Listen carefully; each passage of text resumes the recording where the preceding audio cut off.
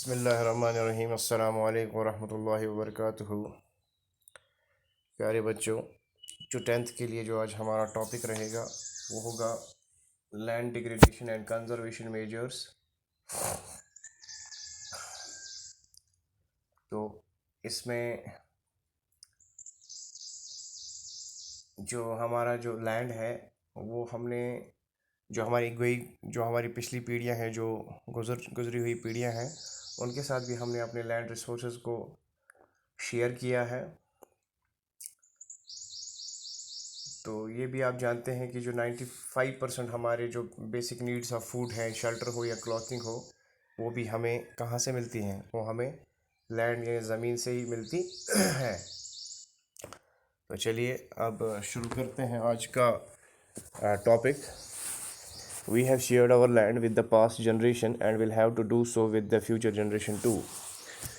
हमारी जो लैंड है ये हमने अपने पुरखों के साथ भी शेयर की है, आज भी हम इसका इस्तेमाल कर रहे हैं और आने वाली जो पीढ़ी है उसके साथ भी हमें ये शेयर करना होगा, क्योंकि जो 95% of our basic needs for food, shelter, clothing are obtained from land. 95% जो हमारे बेसिक नीड्स हैं, चाहे वो फूड की नीड हो, चाहे वो शेल्टर की नीड हो, चाहे क्लॉथिंग की नीड हो, वो हमारी कहाँ से फुलफ़िल होती है? वो हमारी लैंड से फुलफ़िल होती है। Human activities have not only brought about degradation of land but have also aggravated the pace of natural force to cause damage on land। अब इंसान के बेतहाशा इस्तेमाल से क्या हुआ है, जो लैंड है उसका जो डिग्रेडेशन हुआ है और जिस रफ्तार से वो नेचुरल रिसोर्सेज को छेड़ रहा है, उससे जो है हमारी जो लैंड है, जो एक नेचुरल रिसोर्स है, उसमें बहुत डैमेज हुआ है।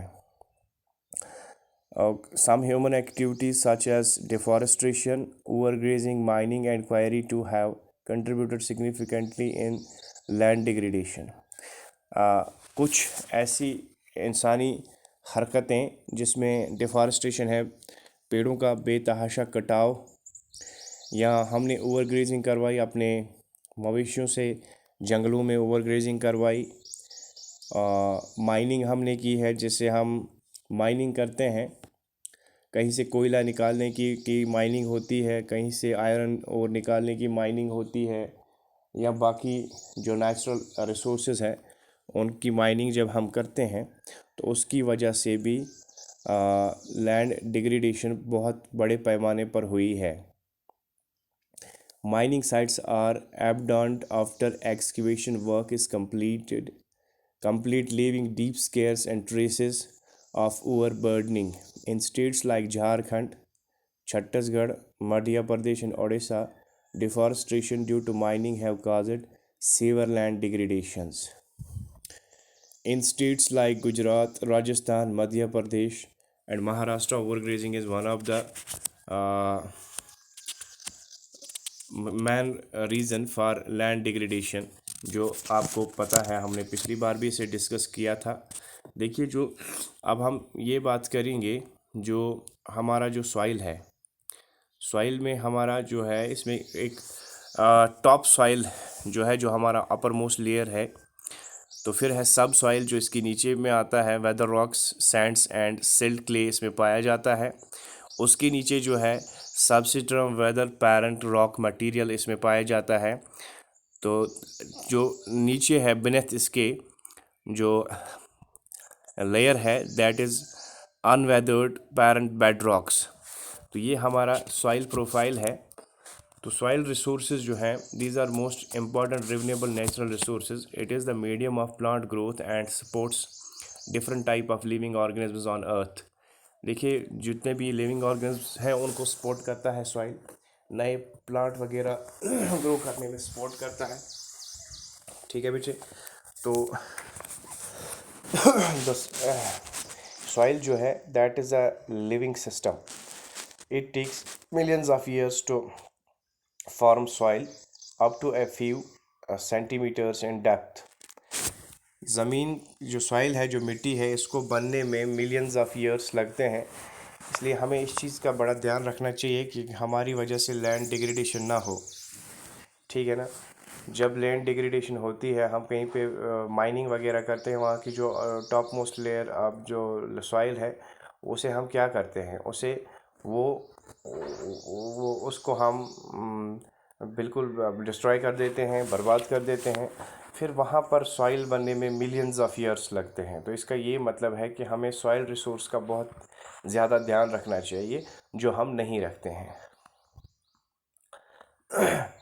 Relief, parent rock or bedrock, climate, vegetation, and other forms of life and time are important factor in the formation of soil.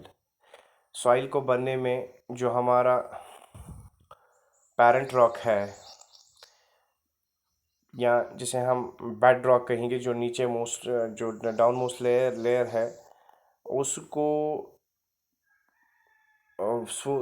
Soil form करने में मिलियंस ऑफ ईयर्स लगते हैं।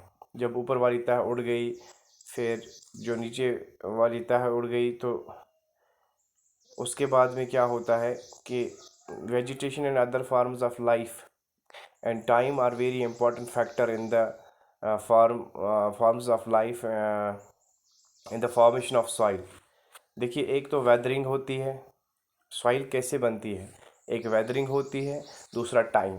टाइम और वेदरिंग दोनों मिलकर सॉइल बनाते हैं, लेकिन इस टाइम और वेदरिंग को कितना टाइम लगता है सॉइल बनाने में, इसे मिलियंस ऑफ ईयर्स लगते हैं। तो इसलिए ज़मीन जो है उसका बड़ा ख्याल रखना लाजमी है। Various forces of nature such as change in temperature, action of running water, wind and glacier, activities of decomposers etcetera contribute to the formation of soil. देखिए क्या होता है, फॉर्मेशन ऑफ सॉइल कैसे होती है। जो फॉर्मेशन ऑफ सॉइल है, उसमें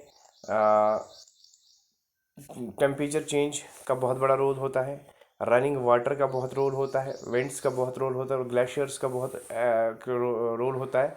और वो डिकम्पोजर्स, वो एक्टिविटीज़ जो डिकम्पोजिंग में मदद करते हैं, उनका भी बहुत ज़्यादा रोल होता है।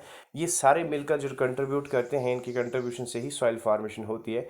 यानी एक बहुत लंबा प्रोसेस है, इसका ध्यान रखना बहुत ज़रूरी है। Chemical and organic change will take place in soil are equally important. फिर सॉइल फार्मेशन में और कौन सी चीज़ें इक्वल इम्पोर्टेंस की है, उसमें आता है केमिकल और ऑर्गेनिक चेंज। ये इन दोनों का होना भी बहुत लाजमी है, ये इनका भी इक्वल इम्पोर्टेंस है सॉइल फार्मेशन में। Soil also consist of organic and inorganic materials. Soil में ऑर्गेनिक और इनऑर्गेनिक मटेरियल्स पाए जाते हैं। इसमें हिम्स पाया जाता है, ठीक है ना। जो ऑर्गेनिक है, दैट इज़ हिम्स। तो यहाँ इसमें जो आपका फिगर है 1.5, इसमें आप ये देख सकते हैं। और साथ ही साथ on the basis of the factor responsible for soil formation, colour, thickness, texture, age, chemical and physical properties, the soil of India are classified in different types. देखिए, अब बेसिक फैक्टर्स कौन से हैं सॉइल फार्मेशन के लिए, कौन कौन से बेसिक फैक्टर्स का होना लाजमी है। सबसे पहले हम अपनी जगह की हर एक अलग अलग इलाके की एक अलग मिट्टी होती है, उसका अलग कलर होता है, उसकी थिकनेस अलग होती है, उसका टेक्सचर अलग होता है, उसका जो एज है वो अलग होता है, उसमें केमिकल और उसकी फिजिकल प्रॉपर्टीज़ भी अलग होती है। जैसे इंडिया की सॉइल जो है उसको डिफरेंट टाइप्स में क्लासीफाई किया गया है। जैसे क्लासिफिकेशन ऑफ सॉइल हम कहेंगे तो India has varied relief features, landforms, climate, realms and vegetation types. देखिए, जो रिलिम्स ऑफ अर्थ है, वो इंडिया में जो रिलिम्स ऑफ अर्थ है वो अलग अलग है और वेरीड है। हर जगह पर एक जैसी ज़मीन नहीं है। अगर हम इन कश्मीर की बात करें तो वहाँ पर अलग मिट्टी पाई जाती है। नेपाल की बात करें तो एक अलग मिट्टी पाई जाती है। पंजाब में अलग मिट्टी पाई जाती है। इसी तरह से अलग अलग, और कश्मीर में भी अलग जगहों पे अलग मिट्टी पाई जाती है। मैं आपको ये बताऊं कि जो हम कुपवारा की बात करेंगे, यहाँ की जो मिट्टी है वो फेवर करती है किसको? पैडी को। हम यहाँ पे धान मिलती है, हमें यहाँ पर मक्की मिलती है, हमें यहाँ पर वीट वगैरह जो है उसे सपोर्ट करती है। फिर जब हम साउथ कश्मीर की तरफ जाते हैं, साउथ कश्मीर में सैफ़रॉन, जिसे हम ज़ाफ़रान कहते हैं, सैफ़रॉन की काश्त होती है। सैफ़रॉन के लिए जो है एक अलग मिट्टी का होना बहुत ज़रूरी है, वहाँ पर वो मिट्टी पाई जाती है। फिर जब हम जम्मू की तरफ जाते हैं, जम्मू का जो ये है मिट्टी है वो मेज़ वगैरह को ये जो है सपोर्ट करती है। तो इस तरह से हम देखते हैं एक वेरीड जो सॉइल है हमारे पास इंडिया में है। तो हर जगह पर अलग अलग किस्म की मिट्टी पाई जाती है और हर मिट्टी की अपनी एक खासियत है, अपनी थिकनेस है, अपना कलर है, अपना टेक्सचर, एज, केमिकल और फिजिकल प्रॉपर्टीज़ हैं, ठीक है ना। तो अब क्लासिफिकेशन ऑफ सॉइल जब हम कर कहते हैं तो एक alluvial soil है, this is the most widely spread and important soil. In fact, the entire north plains are made of alluvial soil. India के जो नॉर्दर्न प्लेन्स हैं वहाँ पर जो मिट्टी है वो alluvial soil की है. These have been deposited by 3 important Himalayan rivers system. और ये alluvial soil ये किनकी बदौलत बनी है? alluvial soil वो होती है जो जो जिसे पानी अपने साथ बहा कर ले आता है, पहाड़ों से जो पानी आता है, झरने आते हैं, वो फिर जब प्लेन में आते हैं तो वहाँ से इस सॉइल को उठाकर इसे वहाँ से वॉश करके फिर प्लेन्स में इसे क्या करते हैं, इसे डिपॉजिट करते हैं, उसे एलावल सॉइल कहा जाता है। तो नॉर्दर्न प्लेन्स में एलावल सॉइल बहुत ज़्यादा पाई जाती है, तकरीबन पूरे नॉर्दर्न प्लेन्स जो है वहाँ पर एलावल सॉइल है। लेकिन इसके लिए कौन सी चीज़ रिस्पॉन्सिबल है, कौन सी चीज़ों ने एलावल सॉइल नॉर्थ प्लेन्स में भर दिए हैं? उसके लिए हमारे नॉर्दर्न 3 जो रिवर्स हैं, जिसमें इंडस आता है, जिसमें गंगा आता है, जिसमें ब्रह्मपुत्र आता है, ये दरियाओं की बदौलत हमारे नॉर्दर्न प्लेन्स में एलावल सॉइल पाई जाती है। These soils also extend in Rajasthan and Gujarat through a narrow corridor. तो यही जो मिट्टी है ये राजस्थान में भी पाई जाती है और गुजरात में भी। तो alluvial soil is also found in the eastern coastal plains, particularly in the delta of the Mahanadi. ये alluvial soil जो है ये ईस्टर्न कोस्टल प्लेन, जो ईस्टर्न एरिया है वहाँ के जो कोस्टल लाइंस हैं इंडिया में, इंडिया के कोस्टल लाइंस है, जब हम ईस्ट वेस्ट नॉर्थ साउथ की बात करते हैं तो ईस्टर्न की तरफ जब हम देखते हैं वहाँ पर जो ईस्टर्न प्लेन कोस्टल प्लेन्स हैं, कोस्टल प्लेन्स यानी जो समंदर के साहिली इलाके हैं, वहाँ पर भी एलावल सॉइल जो है वो पाई जाती है। तो the Godavari, the Krishna and the Kaveri reverse, तो वहाँ जो डेल्टा बनता है, गोदावरी, कृष्णा और कावेरी रिवर्स की जो डेल्टा बनता है कहाँ पर? महानदी में, वहाँ पर भी ये एलावल सॉइल जो है वो पाया जाता है।